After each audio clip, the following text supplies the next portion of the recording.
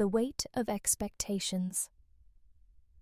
What happens when ambition meets isolation in the corridors of academia? One young woman's late-night encounter would reveal the true cost of pursuing dreams in a foreign land. Priya Sharma had crossed an ocean to reach this moment.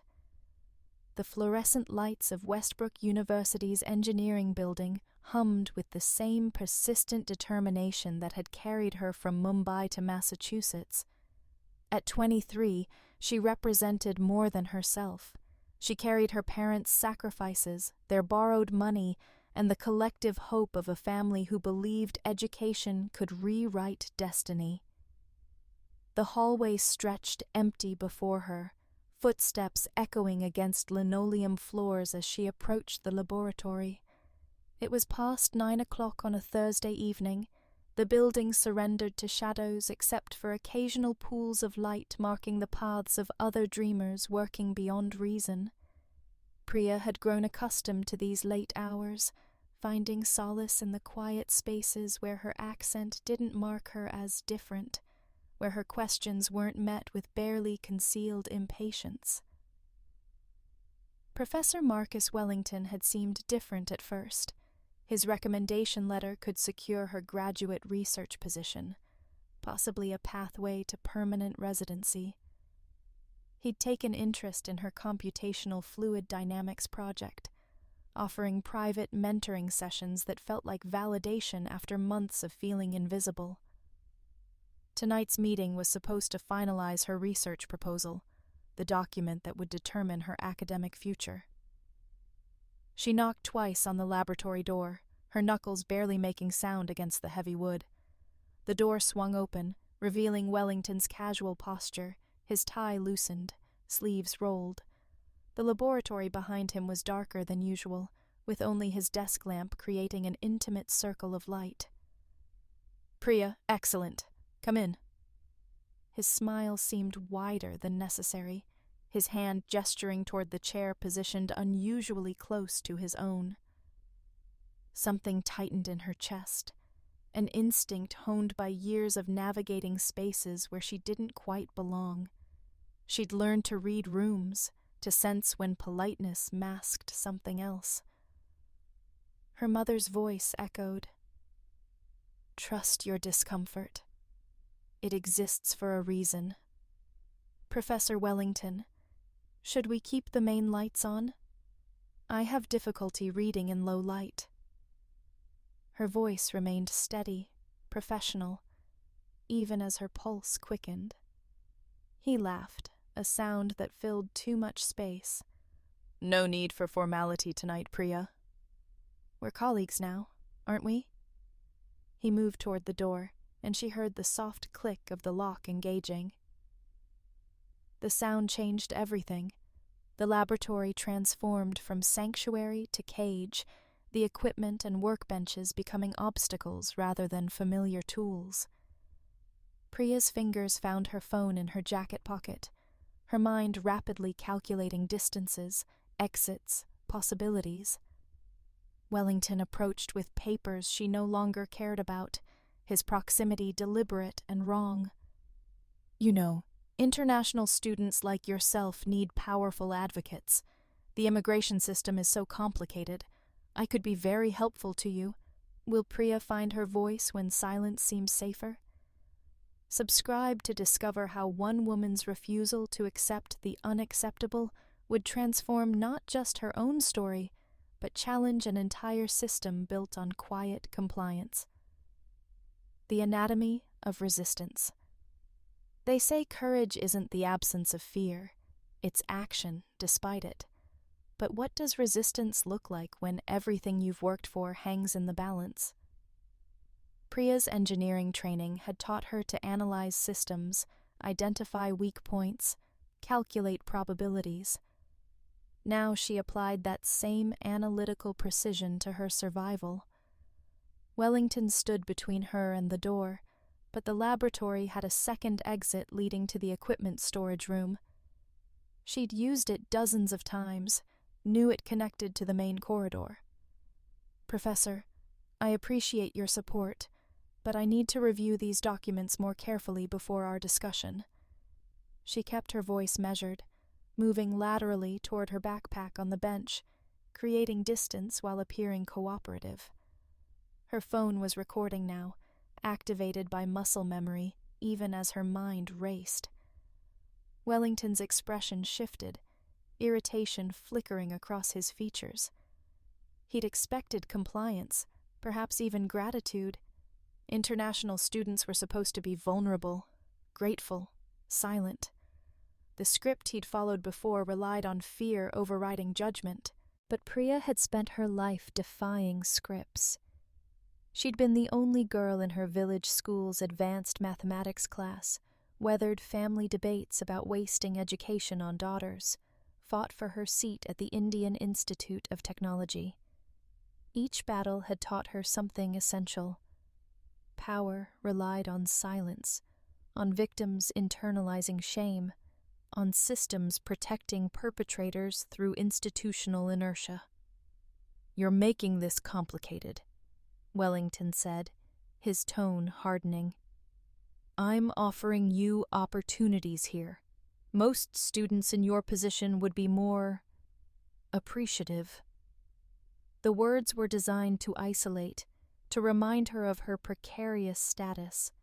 Her visa depended on full-time enrollment. Her research position required faculty sponsorship. Her family's investment needed her success. Wellington had weaponized every vulnerability, turning her dreams into leverage. Priya's grandmother's words surfaced from memory.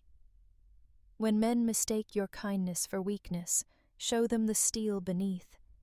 She'd said it in Hindi, the language of Priya's first courage, her first refusals, her first understanding that accommodation had limits. "Professor Wellington," Priya said, her voice cutting through the laboratory's artificial intimacy. "I'm going to leave now. I'll email you about rescheduling during office hours." She moved decisively toward her backpack, her body language transforming from cautious to determined. Wellington stepped forward, blocking her path, his hand reaching toward her arm. The training materialized unbidden, the self-defense course her father had insisted upon before she left India. She'd rolled her eyes then, thinking Mumbai streets more dangerous than university campuses. Now her body remembered what her conscious mind had dismissed: the vulnerable points, the efficient movements, the importance of creating space. Priya deflected his reaching hand with sharp precision, stepping back into a balanced stance. "Don't touch me." 3 words, delivered with unmistakable clarity. Wellington froze, genuinely surprised. His scenarios hadn't included resistance, hadn't prepared for a woman who refused to shrink. In that pause, Priya grabbed her backpack and moved toward the storage room exit, her path clear because she'd claimed it. "You're making a terrible mistake," Wellington called after her, anger replacing false friendliness. "You have no idea how difficult I can make things for you." Priya turned at the doorway, her hand on the handle, her exit secured. "No, Professor. You made the mistake, and now there's a recording of it." She pushed through the door, walking rapidly through the storage area and into the corridor's institutional brightness. Her hands shook now, adrenaline flooding her system in waves. But she kept moving, kept recording, documented every step until she reached the campus security office. When the system is designed to protect power, what happens when someone refuses to play their assigned role? Continue following Priya's journey as institutional silence meets unstoppable truth.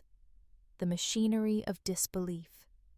Speaking truth should be simple, but in institutions built on reputation, one woman's testimony would reveal how deeply systems protect themselves, even at the cost of justice.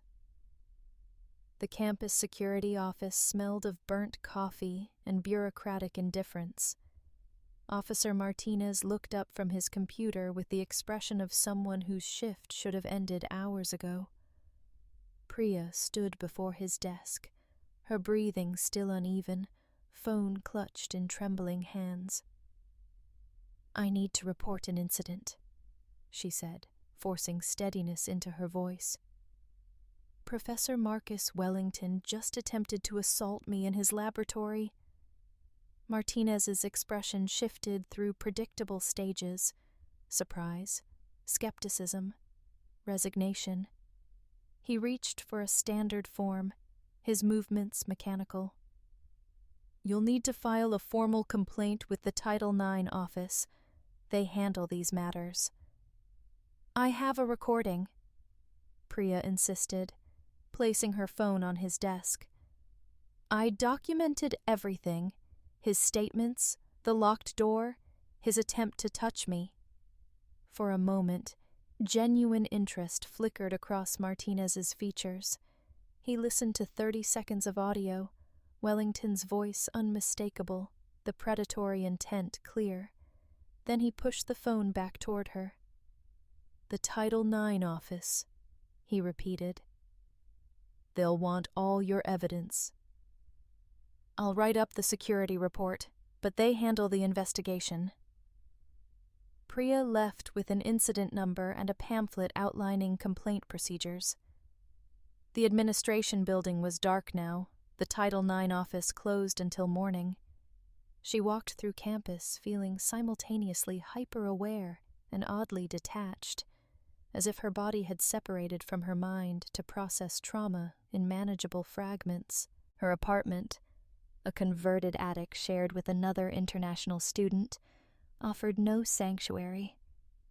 She'd missed calls from her parents, their usual Thursday evening conversation. How could she explain this in terms they'd understand? Her mother would blame her for staying late, for putting ambition before caution. Her father would want to pull her home immediately, his daughter's safety outweighing any degree. Instead, Priya opened her laptop and began documenting everything. Timestamps, exact quotes, witness details. Other students had been in the building, might have seen Wellington lock his door. She organized the recording into labeled files, backed everything up to cloud storage, and emailed copies to her personal accounts. By Friday morning, she'd slept 3 hours and prepared a comprehensive report. The Title IX office was located in the administration building's basement, an architectural choice that seemed symbolically appropriate. The coordinator, Dr. Helen Vance, was a middle-aged white woman whose office walls displayed certificates about sexual harassment training and diversity initiatives. "Thank you for coming forward," Dr. Vance said, her tone professionally sympathetic. "I want you to know that Westbrook University takes all allegations seriously. However, I need to explain our process." The word process stretched ahead like a bureaucratic maze. There would be an investigation, interviews with both parties, assessments of credibility. Professor Wellington would be notified of the complaint. He had rights too: due process, presumption of innocence, union protection. The university couldn't simply remove him from teaching responsibilities based on unsubstantiated accusations. "I have substantiation," Priya interrupted, pulling up the recording. His own words, admitting his intentions. Dr. Vance listened with an expression Priya couldn't quite read, concern mixed with something more complicated. "This recording is certainly compelling evidence. However, Massachusetts has 2-party consent laws for recordings.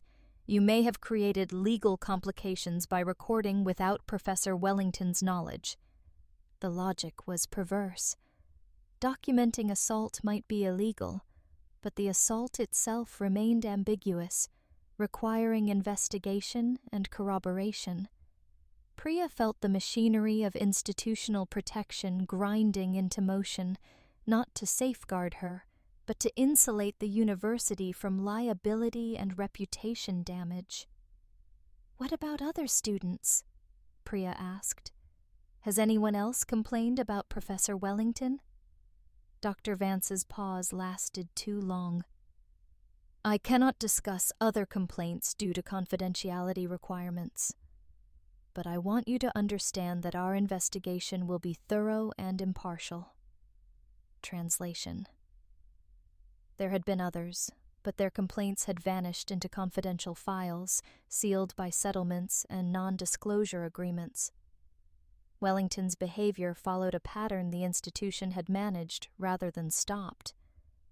Priya walked out of that basement office understanding she'd entered a different kind of battle, one where evidence mattered less than optics, where her vulnerability as an international student could be used to question her credibility, where powerful men had layers of protection that victims could never access.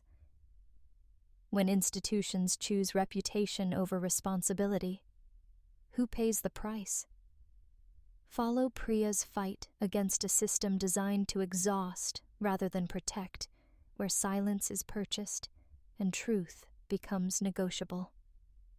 Allies in unexpected places. The most powerful resistance isn't solitary, it's collective. But building solidarity requires trust, and trust requires stepping out of survival mode long enough to see who's standing with you. The story broke 3 days later, not through official channels, but through the underground network that exists in every university. The group chats, the whispered conversations in study rooms, the solidarity that forms when students realize their individual struggles reflect systemic failures. Priya hadn't intended to go public, but when she mentioned the incident to her roommate, Mei Chen, the information traveled through invisible channels connecting international students across campus. By Monday morning, 17 women had reached out through encrypted messaging apps, each sharing remarkably similar experiences with Professor Wellington and other faculty members. Sarah Mitchell was the first to suggest they meet. A doctoral student in sociology, she'd been researching institutional responses to sexual misconduct when she heard about Priya's complaint. "The university is counting on you feeling isolated," Sarah explained in the campus coffee shop, her voice low despite the surrounding noise. "They expect you to be afraid of jeopardizing your visa, worried about retaliation, uncertain about your credibility. That's how these systems work, by atomizing victims, keeping stories separate." Around them sat 7 other women, representing 4 countries and 3 departments. Each had encountered Wellington's predatory behavior at different points over the past 5 years. One had filed a complaint that resulted in mandatory training for Wellington. Another had transferred departments rather than continue working under his supervision. A third had simply endured, believing she had no alternative. "Why didn't the university act?" Priya asked, though she already knew the answer. "Because individual complaints can be managed," Sarah said. "Explained away as misunderstandings, cultural differences, personal conflicts, but collective testimony? That's harder to dismiss." They drafted a joint statement documenting patterns of behavior, institutional failures, and demands for systemic change. Not just Wellington's removal, but mandatory reporting requirements, independent investigators, protection for complainants, transparency about past incidents. They weren't just seeking accountability for one professor. They were challenging the machinery that enabled him.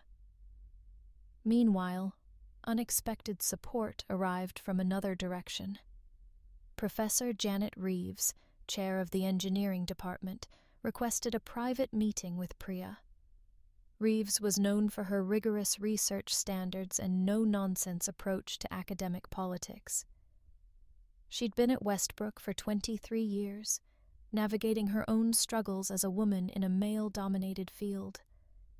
"I should have acted sooner," Reeves said without preamble when Priya entered her office. "I've heard rumors about Marcus for years, but no one filed formal complaints, or when they did, the investigations went nowhere. I told myself it wasn't my responsibility if students didn't come forward officially. I was wrong." She slid a folder across her desk. Inside were her own contemporaneous notes from conversations with students over the past decade, documenting concerns about Wellington's behavior. "I kept these for my own records, thinking they might be useful someday." "They're yours now. Use them however you need." Reeves also offered something more valuable than documentation: institutional knowledge. She explained how committee structures worked, which administrators had actual power versus ceremonial positions, where budget vulnerabilities existed. "The university's biggest fear isn't bad publicity," Reeves explained. "It's federal Title IX investigations that could jeopardize research funding. If you can demonstrate systematic failures in handling complaints, you have genuine leverage." The strategy took shape over the following days. The students would go public with their collective statement, timing it to coincide with the university's major donor weekend when negative publicity would be most damaging. Simultaneously, they would file complaints with the Department of Education's Office for Civil Rights, triggering federal oversight. But the plan required risk. International students like Priya faced potential retaliation through visa complications. Domestic students worried about blacklisting in their fields. Everyone understood that challenging powerful institutions meant accepting personal cost with no guarantee of victory. On the night before they planned to publish their statement, Priya called her parents. She couldn't hide the situation anymore, couldn't pretend everything was fine. In halting Hindi mixed with English, she explained what had happened and what she was about to do. The silence stretched across continents. Then her father spoke, his voice thick with emotion. "We sent you away to be safe, to have opportunities we couldn't provide.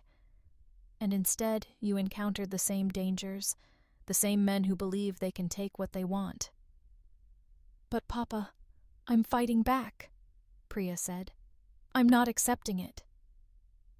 "I know," he said quietly. "That's what frightens me, and what makes me proud. Your grandmother would have done the same thing." Her mother's voice came through, firmer than Priya expected. "Whatever you need, money for lawyers, someone to come stay with you, help dealing with university officials, we'll find a way. You don't face this alone. When individual courage meets collective action, institutions begin to crack. But the real battle is just beginning, and the opposition won't surrender power without a fight. Continue to discover how far one woman's refusal can reach." The cost of truth. Victory isn't always dramatic or complete. Sometimes it's measured in inches gained and systems slightly shifted. But even small movements require enormous courage when you're the one pushing against immovable weight.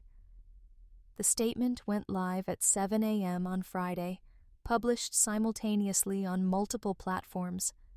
The student newspaper, a feminist legal blog with national reach, Twitter threads that gained traction through strategic hashtags. 18 women, including Priya, attached their names to detailed accounts of Wellington's behavior and the university's inadequate responses. The reaction was immediate and polarizing.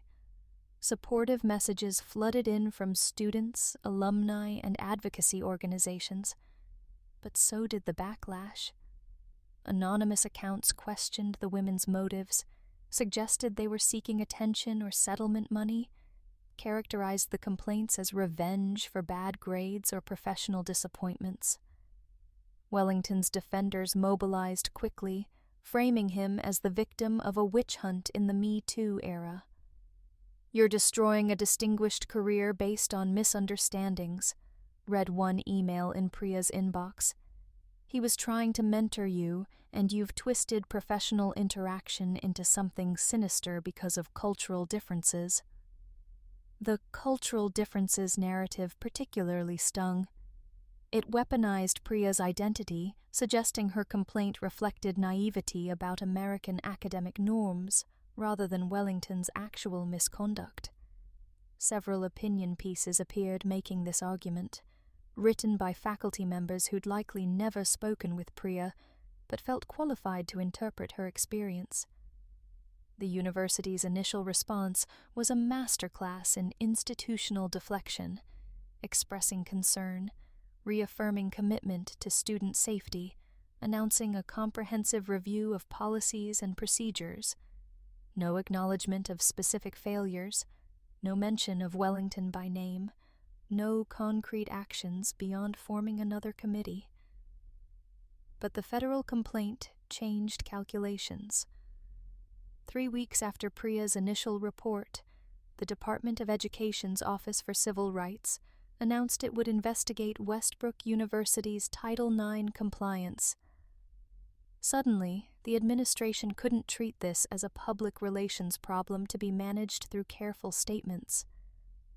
Wellington was placed on paid administrative leave, not fired, not sanctioned, but temporarily removed from teaching while the investigation proceeded. His allies in the faculty senate protested, arguing his rights to due process were being violated.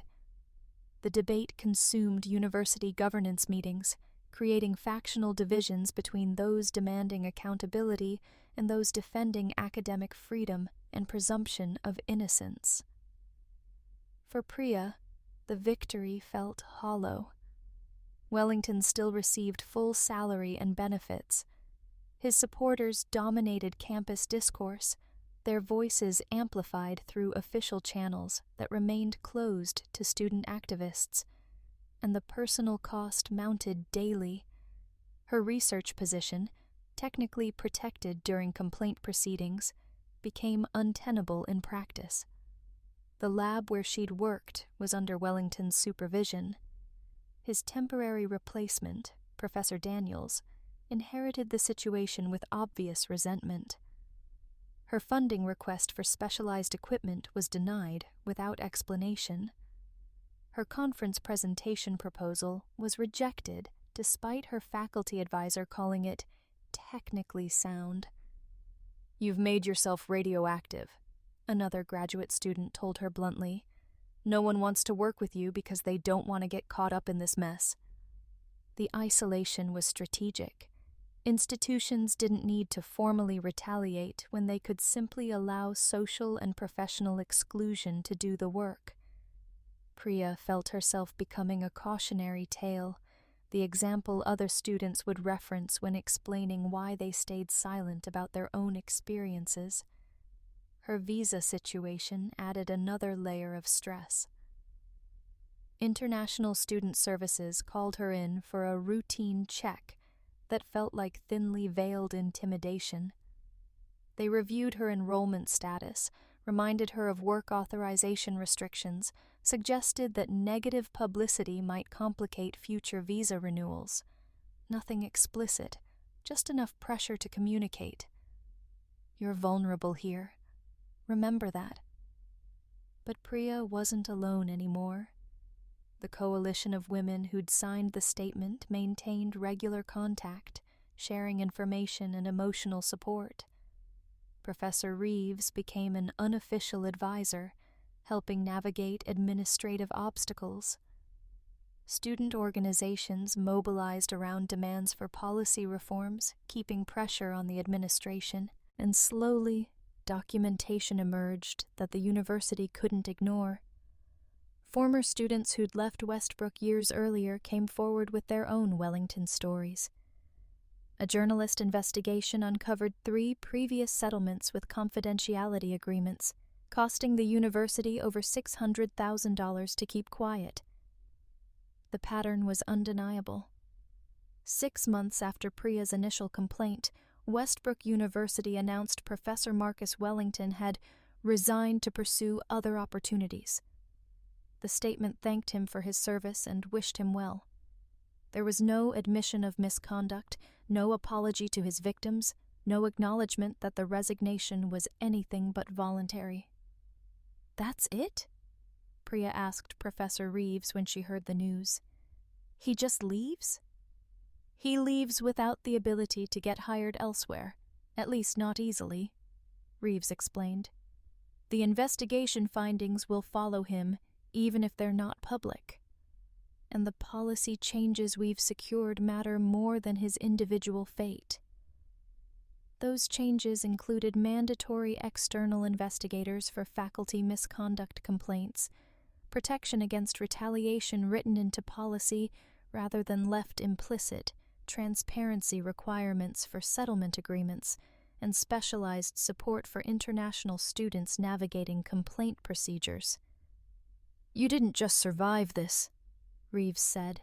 "You changed the system, at least slightly. That's not nothing.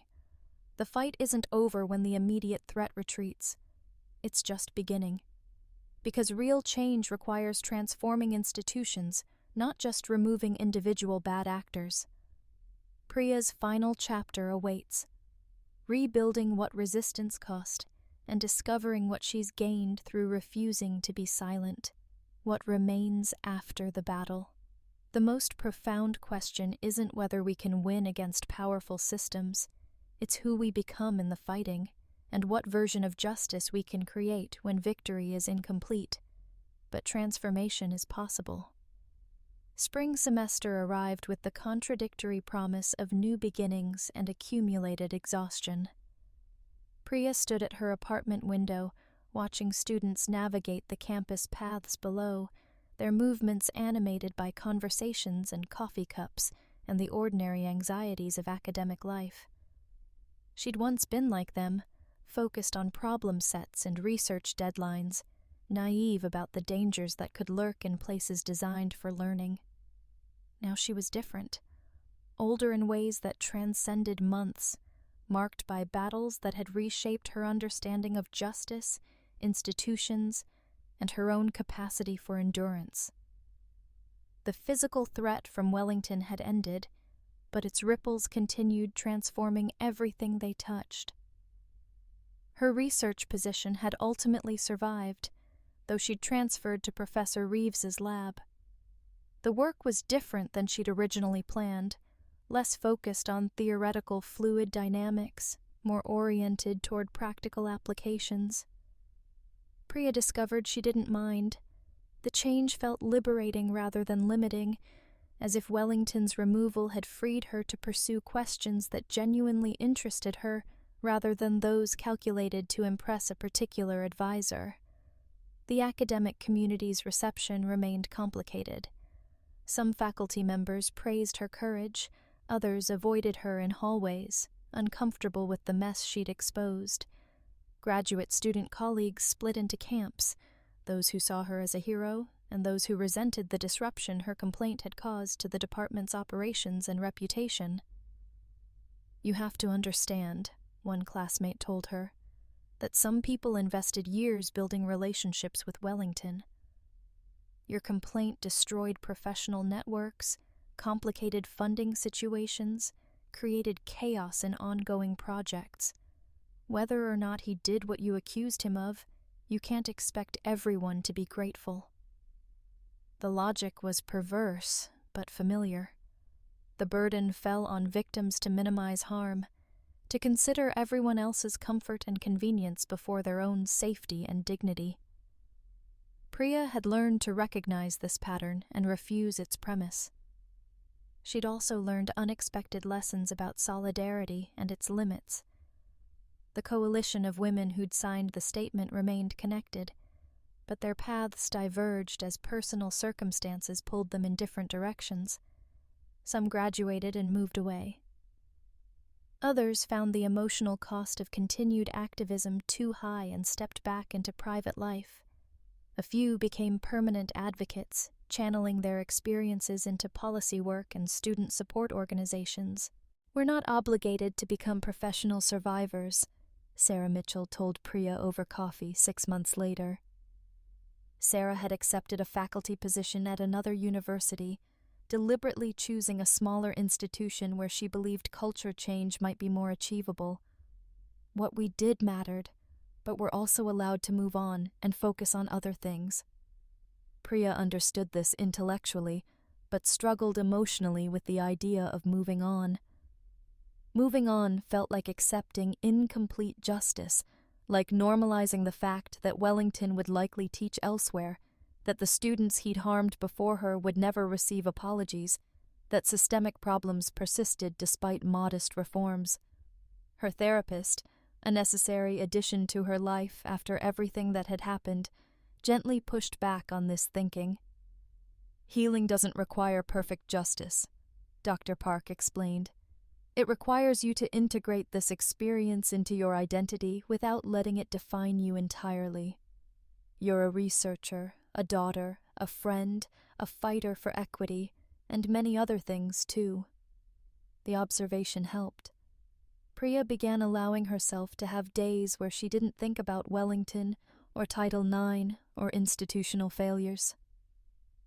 She joined a recreational cricket league for South Asian students. She took up painting, discovering a talent for abstract expression that had nothing to do with engineering precision.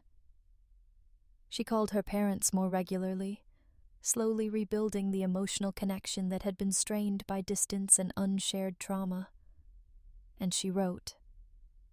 Not academic papers, though those continued too, but a detailed account of everything that had happened. Not for publication, at least not yet, but for preservation. The story needed documentation beyond legal filings and policy changes. It needed the emotional truth of what resistance cost and what it yielded. On the anniversary of that night in Wellington's laboratory, Priya organized a gathering with the other women from the complaint. Not a commemoration exactly, but an acknowledgement. They met at a restaurant off campus, ordered too much food, and talked about everything except Wellington at first, their research, their relationships, their plans for the future. Then, near the end of the meal, one woman raised her glass. "To surviving," she said simply. "To resisting," another added. "To changing what we could," Priya concluded, her voice steady but emotional. The toast captured something essential. Their victory was partial but real, incomplete but meaningful. They'd exposed patterns the institution wanted hidden. They'd protected future students by removing one predator and strengthening accountability systems. They'd discovered their own strength and built solidarity across differences. But perhaps most importantly, they'd refused the silence that powerful systems rely upon. They'd rejected the script that positioned them as victims without agency, complaints without credibility, problems to be managed rather than people deserving justice. Professor Reeves had told Priya something weeks after Wellington's resignation. "You're going to be fine. Not just surviving, but thriving. Because you've learned something most people never discover, that you're capable of much more courage than you thought possible. That knowledge changes everything." She'd been right. Priya's research flourished under new supervision. Her graduate work attracted attention from other institutions, opening opportunities for prestigious postdoctoral positions. The experience that could have destroyed her career instead demonstrated resilience and leadership that made her stand out in a competitive field. More profoundly, Priya discovered a sense of purpose she hadn't expected. She began mentoring incoming international students, particularly women, helping them navigate the cultural and structural challenges of American academic life. She joined university committees on student safety and equity, ensuring student voices influenced policy development. She became, somewhat reluctantly at first, a spokesperson for survivors' rights in academic settings. "I never intended to be an activist," she told a journalist interviewing her for a story about Title IX reforms. "I just wanted to study engineering and build a career. But sometimes circumstances demand that we become more than we planned, and I've learned that's not entirely a bad thing." The documentary about her case, produced by student filmmakers and eventually picked up by a streaming service, would later frame her story as straightforward heroism. Brave international student defeats predatory professor, changes university policy. The reality was messier, more ambiguous, less triumphant, but it was also more human, more honest, more useful as a guide for others facing similar situations. Because the truth about resistance is that it rarely feels heroic in the moment. It feels terrifying, exhausting, uncertain. Victory isn't guaranteed, and justice is almost never complete. But silence guarantees nothing changes, while speaking, even imperfectly, even at great cost, creates the possibility of transformation. Priya graduated 2 years later with her PhD, her dissertation examining not just fluid dynamics, but the dynamics of institutional change. Her family traveled from India for the ceremony, her mother crying through the entire event, her father's pride visible despite his attempted stoicism. At the reception afterward, a young woman approached hesitantly. She was a first-year international student from Bangladesh, struggling with a professor whose behavior was making her uncomfortable, but not yet crossing clear lines. "I heard your story," the student said quietly. "I wanted to ask, how do you know when to speak up? How do you find courage when you're afraid?"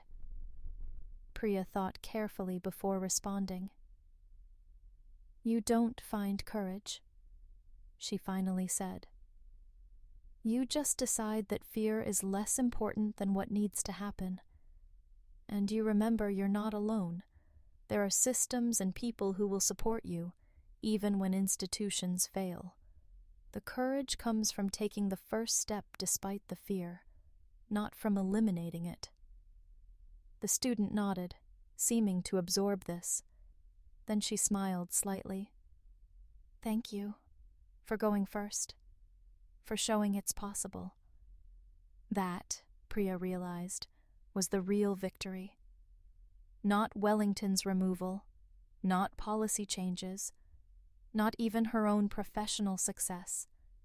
The real victory was creating paths for others, demonstrating that resistance was possible, proving that international students, women, people of color, those without institutional power, could challenge systems and survive, even occasionally prevail. The end of one story is always the beginning of others. Priya's journey reminds us that justice is not a destination, but an ongoing process, built by ordinary people who refuse to accept extraordinary wrongs. If this story moved you, share it, because silence protects perpetrators, while solidarity empowers resistance. Subscribe to follow more stories of courage in everyday spaces, where individual actions create collective transformation.